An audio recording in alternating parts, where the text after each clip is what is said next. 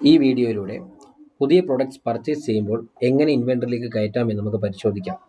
അതിനായി ആദ്യം തന്നെ മുകളിൽ കാണുന്ന ഓൾ അല്ലെങ്കിൽ സെയിൽസ് ബട്ടൺ ഓൺ ആക്കിയെന്ന് ശ്രദ്ധിക്കണം. നമ്മളിവിടെ ഓൾ ആണ് സെലക്ട് ചെയ്ത് വെച്ചിരിക്കുന്നത്. ഇനി ഇടതുഭാഗത്ത് കാണുന്ന പർച്ചേസ് മോഡ്യൂൾ സെലക്ട് ചെയ്ത് പർച്ചേസ് ലിസ്റ്റ് ചൂസ് ചെയ്യുക. ഇപ്പോൾ കാണുന്ന സ്ക്രീനിൽ നിന്നും ആഡ് പർച്ചേസ് ക്ലിക്ക് ചെയ്യുക. ഇപ്പോൾ നിലവിൽ കാണുന്ന സ്ക്രീനിലാണ് പർച്ചേസ് ഡീറ്റെയിൽസും പ്രൊഡക്റ്റ് ഡീറ്റെയിൽസും ആഡ് ചെയ്യേണ്ടത്. ഇവിടെ ആദ്യം കാണുന്ന ഡീലർ നെയിമിൽ ഏത് ഡീലറിൻ്റെ കയ്യിൽ നിന്നാണ് വാങ്ങിയതെന്ന് രേഖപ്പെടുത്താം. ഇതിൽ ആദ്യം നമ്മൾ ഡീലറിനെ ആഡ് ചെയ്യാനുള്ള ഒരു ഓപ്ഷൻ പുറത്തുണ്ട്.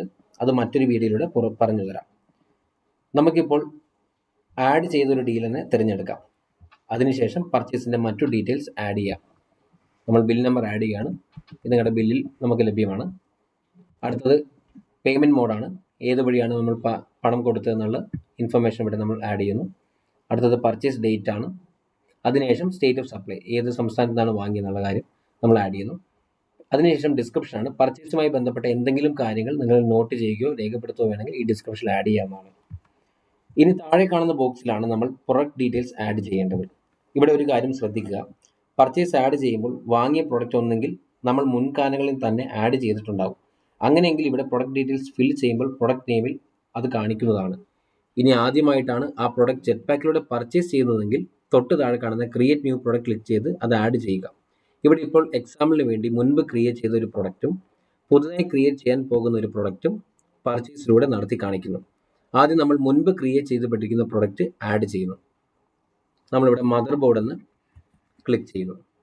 ടൈപ്പ് ചെയ്യുമ്പോൾ തന്നെ ആ പ്രൊഡക്റ്റ് നെയിമിൽ കാണിക്കുന്നതാണ്. ഇത് മുൻ വീഡിയോയിൽ പറഞ്ഞ പോലെ പ്രൊഡക്റ്റിൻ്റെ ബാക്കി ഡീറ്റെയിൽസ് കൃത്യമായി എൻ്റർ ചെയ്യുക.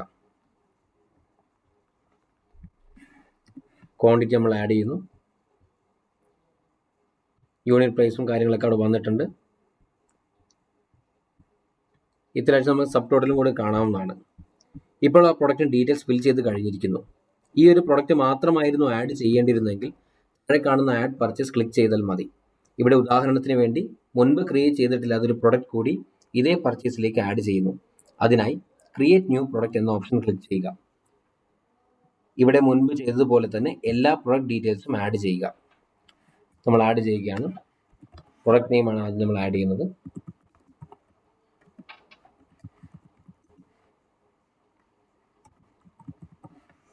അടുത്തത് പ്രൊഡക്റ്റ് ടൈപ്പാണ്. നോൺ സീരിയലൈസബിൾ ചൂസ് ചെയ്യുന്നു. ഇനി സ്റ്റോക്കാണ്. ഇവിടെ നമ്മളൊരു കാര്യം ശ്രദ്ധിക്കണം. ഈ ഓപ്ഷനിലൂടെ നമ്മളൊരു പുതിയ പ്രോഡക്റ്റ് ക്രിയേറ്റ് ചെയ്യുന്നത്. അതിനാൽ തന്നെ സ്റ്റോക്ക് എന്ന ഓപ്ഷനിൽ ഇപ്പോൾ 0 എന്ന നമ്പറാണ് കൊടുക്കേണ്ടത്. ലോ സ്റ്റോക്ക് അലർട്ട് ടൂളും കൊടുക്കുന്നു. പ്രൊഡക്റ്റ് ID നമ്മൾ ക്രിയേറ്റ് ചെയ്യുന്നു, കൊടുക്കുന്നു. പ്രൊഡക്റ്റ് കാറ്റഗറി നമ്മൾ കൊടുക്കുന്നു.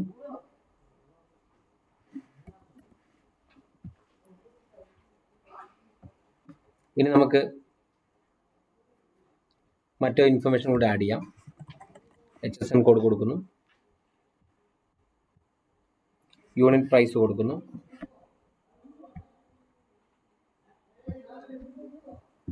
GST തിരഞ്ഞെടുത്തു. സെസ് നമ്മൾ 0 തന്നെ കൊടുക്കുന്നു. സെല്ലിംഗ് പ്രൈസും കൊടുക്കുന്നു.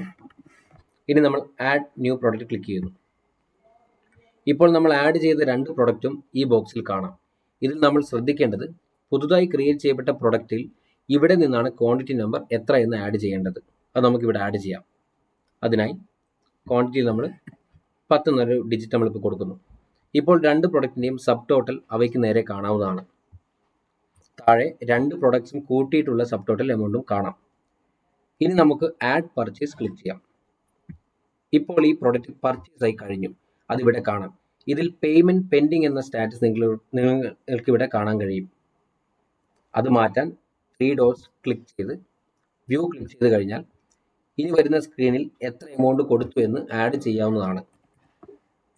എന്നിട്ട് അപ്ഡേറ്റ് പർച്ചേസ് ക്ലിക്ക് ചെയ്യുക. ഇപ്പോൾ നമുക്ക് പേയ്മെൻറ്റ് സ്റ്റാറ്റസ് ക്ലോസ്ഡ് എന്ന് കാണാൻ കഴിയും. ഇനി ഇൻവെൻറ്ററി ചെക്ക് ചെയ്താൽ ഈ പ്രൊഡക്റ്റ് ആഡ് ചെയ്യപ്പെട്ടതായി കാണും. നമുക്കതൊന്ന് പരിശോധിക്കാം. നിലവിൽ ആഡ് ചെയ്യപ്പെട്ടത് നമുക്കിവിടെ കാണാം.